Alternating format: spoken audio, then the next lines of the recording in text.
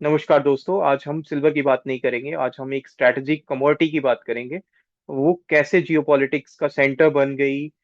ऐसा क्या हुआ पिछले 60 दिनों में कि सिल्वर प्राइसेस जो हैं वो एकदम से शूट अप होना स्टार्ट हो गए। उसके बाद में एक बड़ी करेक्शन आती हुई दिख गई। आज ये सब हम एक इस वीडियो में समझेंगे। अगर आप सिल्वर के ट्रेडर हैं या जानना चाहते हैं कि सिल्वर में ऐसे क्या फंडामेंटल चेंजेस आए हैं, तो ये वीडियो आपके लिए काफी इंपॉर्टेंट है।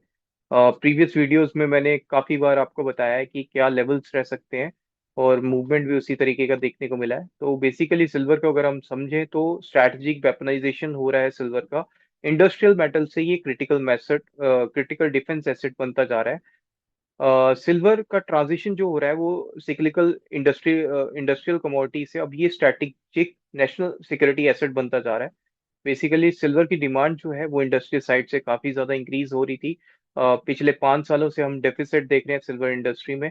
उसी वजह से प्राइसेस जो हैं ये शूट अप हुए थे। शॉर्ट स्क्वीज इसमें देखने को मिला था। ए सेमीकंडक्टर्स में 2 से 3x होने की उम्मीद है कि सिल्वर की डिमांड जो है 2 से 3x हो जाएगी। टेलीकम्युनिकेशन जो 5G 6G की बात चल रही है, डेटा सेंटर्स, वहां पे सिल्वर की काफी ज्यादा नीड पड़ती है। और अ, उसी वजह से हम देख रहे हैं कि सिल्वर की डिमांड जो है, उसी कारणों से हमें देखने को मिल रहा है कि सिल्वर का जो बैलेंस शीट है वो डेफिसिट में है। एडवांस्ड सोलर जो पैनल्स हैं उसमें भी जो सिल्वर प्रीवियस जो ट्रेडिशनल पैनल्स बन रहे थे उससे ज्यादा सिल्वर का यूजेस बताया जा रहा है। और रिपोर्ट्स की माने तो डिफेंस सिस्टम्स में जो एक्यूरेसी है वो उसमें भी सिल्वर का यूजेस जो है वो बढ़ा है। वैल्यू चेन की बात करें तो वैल्यू चेन में सिल्वर का वैल्यू चेन में स्टेज 1 आता है आपका माइनिंग एक्सट्रैक्शन, बेसिकली कि जहां से एक्सट्रैक्ट किया जाता है उसमें मैक्सिको, पेरू और चाइना का बड़ा रोल है। उसके बाद में स्टेज 2 में रिफाइनिंग होती है, जो स्ट्रैटेजिक चोक पॉइंट बना हुआ है इस समय। फैब्रिकेशन और पेस्ट पाउडर वायर्स वगैरह जिसमें हम बनाते हैं सिल्वर का। उसके बाद में डिफेंस एसेट एंड स्टेज जिसमें नेशनल सिक्योरिटी स्टॉक पाइल होगा। Supply chain fracture versus refinery crisis. तो अभी क्या हो रहा है कि एक परफेक्ट स्टॉर्म बना हुआ है। ये तीन बड़े रिफाइनरीज हैं, यूके का, स्विट्जरलैंड का और जर्मनी का।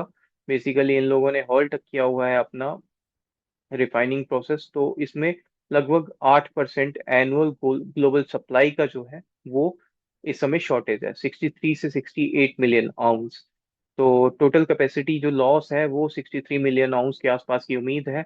और पेपर वर्सेस फिजिकल मेटल की जो टोटल ये लड़ाई बनी हुई है। जियोपॉलिटिक्स को अगर समझें तो क्या मेटल का वॉर है।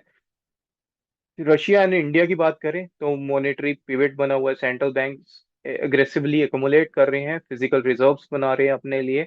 और चाइना की बात करें तो चाइना का डोमिनेंस है इस मेटल पे। 50% ऑफ ग्लोबल रिफाइनिंग कैपेसिटी जो है वो चाइना के पास है, पोटेंशियल टू वेपनाइज एक्सपोर्ट। और अब हमने देखा भी है कि चाइना ने अपने एक्सपोर्ट्स पे बैन किया हुआ है। और यूएस ने इसको डिफेंसिव स्टॉक पाइल करने की बात करी है अभी। रीसेंट एक्शन जो यूएस ने लिया है उसमें 12 billion strategic reserve initiative launch किया है उन्होंने, प्रोजेक्ट वॉल्ट के नाम से। चाइना का हमने आपको बता दिया।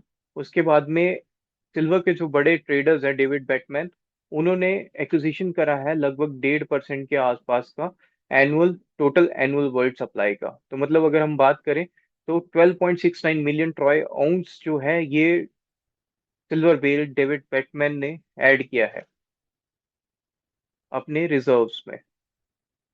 तो सीएमई से भी ज्यादा जो है, शेफे से भी ज्यादा और सीएमई से भी ज्यादा जो है, ये उन्होंने अपने पास डायरेक्ट ओनरशिप ली है। Zero ETF, zero leverage, zero counter party risk. तो इससे क्या समझ आता है? इससे ये समझ आता है कि मेटल की जो एक्चुअल डिमांड है वो समझ आ रही है कि मेटल जो है वो काफी ज्यादा डिमांड इसकी, जो प्रोजेक्शंस बन रही हैं वो काफी ज्यादा हायर साइड पे दिख रही हैं। और माइनिंग जो है वो उतनी ज्यादा माइनिंग नहीं है, सप्लाई कम है, डिमांड काफी हाई है। तो मेटल जो है अगर ये करेक्ट हुई है तो करेक्शन पे ये एंट्री का टाइम है। Minus two silver ratio analysis करते हैं। Minus two silver ratio analysis हमें बताता है कि जो कंपनीज सिल्वर को माइन करती हैं उनका क्या रेशियो है सिल्वर के मूवमेंट के अकॉर्डिंग। अगर हम देखें तो ये साइकिल हिस्टोरिकली 2016 के आसपास में बॉटम आउट हुआ था। उसके बाद में सिल्वर के जो माइनिंग स्टॉक्स थे उन्होंने रिटर्न देना स्टार्ट किया था। इस रेशियो को इस तरीके से समझेंगे कि जब ये लो पे आता है तो इसका मतलब होता है कि सिल्वर प्राइसेस काफी ज्यादा बाउंस कर चुके हैं। और उसके बाद में जो माइनिंग स्टॉक्स हैं कंपैरेटिव उतने ज्यादा नहीं चले। तो अभी इसके बाद में 2020 में जो पेंडेमिक क्रैश हुआ था उसमें भी स्टॉक्स जो थे सिल्वर माइनिंग स्टॉक्स वो एकदम लो पे थे, और सिल्वर प्राइसेस उसके बाद बूस्ट हो रहे थे, अपसाइड मूव कर रहे थे। अभी फरवरी 2026 की बात करें तो रेशो 1 के आसपास है। इट मीन्स कि सिल्वर के जो माइनिंग स्टॉक्स हैं वो अभी भी लो पे हैं, मल्टी ईयर लो पे हैं। और यहाँ से सिल्वर प्राइसेस तो हमने देखा कि हिस्टोरिकल हाई लगाने के बाद करेक्शन विटनेस किए, और अभी पिछले 2 दिनों से प्राइसेस जो हैं ये 12 से 15% का अपसाइड मूवमेंट विटनेस कर चुके हैं हर दिन। अब ओवरऑल अगर डायनामिक डिमांड ड्राइवर्स जो हैं कि सिल्वर जा कहाँ रही है, तो सोलर में जा रही है। बेसिकली स्ट्रक्चरली काफी ज्यादा हाई है। अगर आप देखें कि जो रिसेंट फॉल हुआ है, क्या उस इन बिटवीन कुछ ऐसा हुआ है कि सप्लाई बहुत ज्यादा बढ़ गई? नहीं बढ़ी। जो सप्लाई पहले थी वही सप्लाई अभी है। डिमांड प्रोजेक्शंस जो पहले थे वही अभी प्रोजेक्शन है। टॉपकॉन और एचजेटी सेल्स जो हैं ये न्यू हाई एफिशिएंसी सेल्स हैं सोलर में। इसमें 50% सिल्वर ज्यादा पेस्ट होने के चांसेस बात हो रही है। तो 220 मिलियन आउंस के आसपास का एनुअल रन रेट जो है इसमें उम्मीद है। अगर ऐसा फोरकास्ट है, अगर ऐसा होता है तो ऑब्वियसली डिमांड जो है वो ऑन हायर साइड ही है। बट सप्लाई जो है वो उतनी ज्यादा नहीं है। ईवी और एआई टेक्नोलॉजी में भी सिल्वर का डिमांड काफी ज्यादा है। सीएजीआर है कि 12% से ज्यादा का एक्सपोनेंशियल सीएजीआर इसकी डिमांड में देखने को मिल सकता है। तो रैपिड एक्सपेंशन हो रहा है। इन्वेस्टमेंट की बात करें तो रिटेल बाइंग हो रही है, उसके बाद में सेंट्रल बैंक्स एकोमोलेट कर रहे हैं, इंडिया एंड रशिया। और वॉल्ट जो है वो ड्रेन हो रहे हैं, रिकॉर्ड हाई पे है vault depletion. Aggressive net buying हो रही है। यहाँ पे मिलिट्री और डिफेंस की बात करें तो mission critical guidance system, hypersonic avionics और रेडार्स में सिल्वर का यूजेस जो है वो काफी ज्यादा है। क्लासिफाइड है इसलिए हमें ज्यादा इसके बारे में नॉलेज नहीं।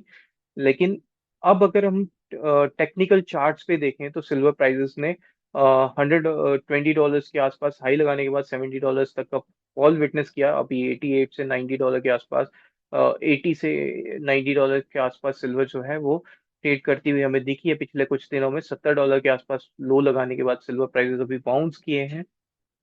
ओवरऑल यहाँ से जो हम सभी बात कर रहे थे कि सिल्वर प्राइसेस बहुत ज्यादा ओवरबॉट जोन में है, ओवर वॉट हो चुके हैं, तो वो करेक्शन हमें देखने को मिल गई। लेकिन जब करेक्शन आई तो हम सारे जो वीकर हैंड्स हैं, रिटेल है, वो थोड़ा डरा हुआ है और उम्मीद कर रहा है कि और ज्यादा करेक्शन आएगी। तो समझेंगे कि और ज्यादा करेक्शन आ सकती है कि नहीं आ सकती।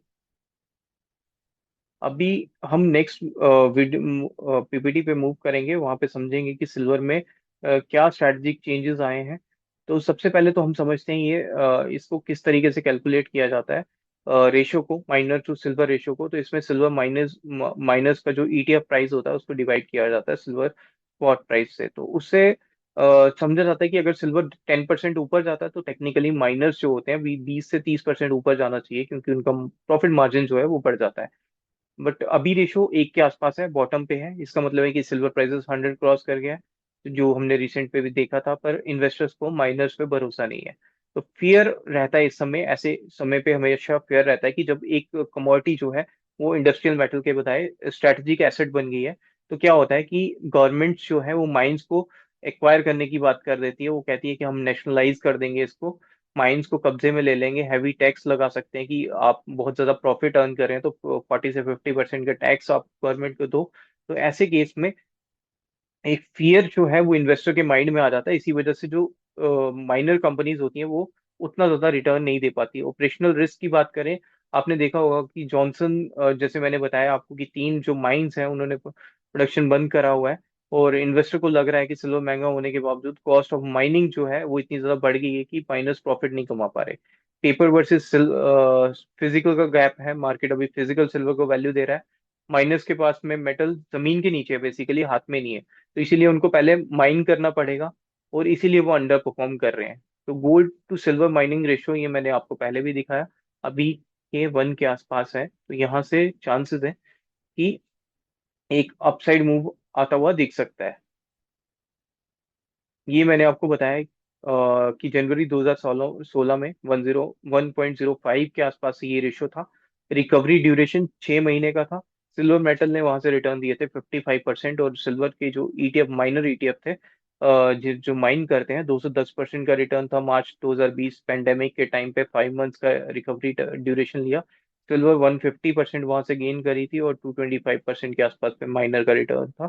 अभी की बात करें तो सिल्वर मेटल 50% प्लस अक्टूबर 2022 में 1.25 के आसपास ये रेशियो हिट किया था, और फिर 6 मंथ का टाइम लिया, सिल्वर मेटल ने 50% का रिटर्न विटनेस किया, और वहीं माइनर्स ने 85%। अभी से फेब की बात करें तो 0.95 से 1.05 के आसपास है। और इसमें जो माइनर स्टॉक्स हैं, माइनर्स ईटीएफ हैं, उसमें अभी तक पोटेंशियल जो है वो 2x से 3x देखने को मिलता है। अब अगर हम बात करें कि माइनर और प्रोडक्शन कंपनीज जो हमारे यहाँ पे लिस्टेड है, उसमें हिंदुस्तान जिंक है, वेदांता है, हिंडाल्को है। और फैक्टर क्या है? चाइना एक्सपोर्ट बैन है, यूएस 10 बिलियन का स्टॉक पाइल है, एआई सोलर बूम है, रिफाइनरी क्राइसिस है, डॉलर स्ट्रेंथ है, स्ट्रेंथन होने की। तो ये ओवरऑल है। तो 920 मिलियन स्पूफिंग स्कैंडल जो हमने रिसेंट में डिस्कस किया था, वो नेक्स्ट वीडियो में हम डिस्कस करेंगे। Thank you so much for today.